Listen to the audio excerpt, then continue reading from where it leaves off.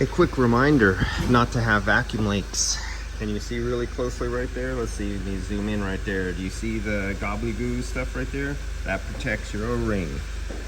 This is NYLOG, and it'd be good if I got out of zoom mode. There we go.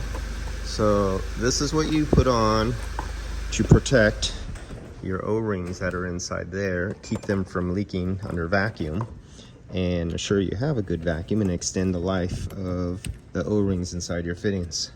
Very simple, available at True Tech Tools. Look them up on the internet. They're my most trusted source for buying products for air conditioning.